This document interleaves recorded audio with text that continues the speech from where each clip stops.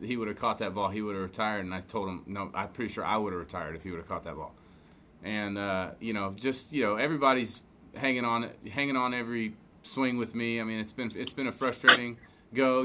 Some of the luck has obviously not been favorable for me, but that's part of the game. If you play this game long enough, you're going to go through stretches like this, and it makes the days like today that much more enjoyable when it does go your way. So, really, really happy that I was able to contribute, help us win a game today, and obviously thrilled that we were able to pull it off. Katie Wu, The Athletic. Hey, Carb, you've been very candid and very honest with us about your ability to, or your need to come in and contribute in this new role, and however it can be. What does it mean for you to do so today? Yeah, I mean, it feels good. I mean, you just, as a competitor, as an athlete, as a baseball player of any kind, no matter what your role is, you just want to feel like you're helping the team. Nobody wants to feel like they're, hurting the ball club. And when you can contribute and you can have an impact on a game and you can, help your team in a positive way, it just, solidifies and makes you feel like you're a part of, this group, and that you can help, us going forward. So, I mean, today was a great step in that direction where I felt like, I came in and had a good at bat and gave us a chance to win a game. So, whatever the role is, and whenever my name is called for whether it's pinch hit or starting a game, whatever it is, try to give that same, mentality and just go in there and do whatever I can to help us on that given day. Thank you. Carp, we're muted right now. They don't know about Wainwright not being here, so just heads up if you get another question. Okay. Derek Gould, St. Louis Post-Dispatch. Hey, Carp, on a day like today, what's your routine like? Like, when do you start prepping? How many swings do you get in the cage down there? What are some of the things you do to kind of prepare for this? Well, I mean, I just, you kind of watch the game and you just get a feel for the pace of it and kind of figure out what might happen. And today, the way the game was going, I had a feeling that, Nola was throwing the ball well. More than likely, I was going to get a chance to potentially hit and take a bat against him. Had a really good idea that if I did get in a situation with runners in scoring position and facing him, that I was going to get a bunch of curveballs.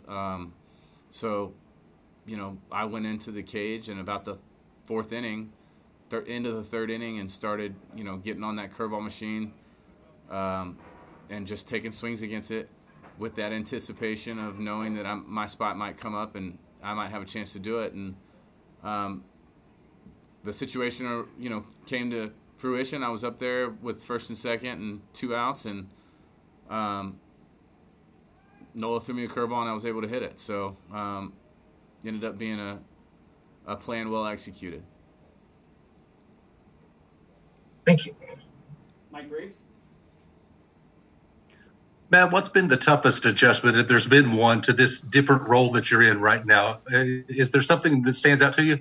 I mean, thankfully this is not something that's completely foreign to me. I mean, in 2012, my first year up here, similar role, bat off the bench and kind of getting some spot starts here and there. And so, I've got some history with pinch hitting and knowing kind of how that plays out. And then just, as a veteran player, knowing, a lot of the pitchers in this league and having faced them, it's an easier transition for pinch hitting than maybe for a younger player who hadn't had that experience. So they're certainly not easy. I mean, I think pinch hitting is one of the hardest things in sports. We all know how hard hitting is in general, and pitch hitting is not conducive for success. I mean, it's just a hard thing to do. So that in itself has its challenges, but you got to be ready to go out there and when your name is called, and I'm doing my best in that role, trying to do my best at least. Okay, we'll finish up with Carp with Rick Hummel. Carp, how did you feel last week when Mo called you out a little bit? I missed it. I don't follow You'd have to. Well, he said that you needed to hit them where they weren't, and he wondered if your approach had changed at the plate a little bit. You had about, a week or two to show more, and he was wondering if that was going to happen or not. Well, I mean, that's the first time I've heard it, so I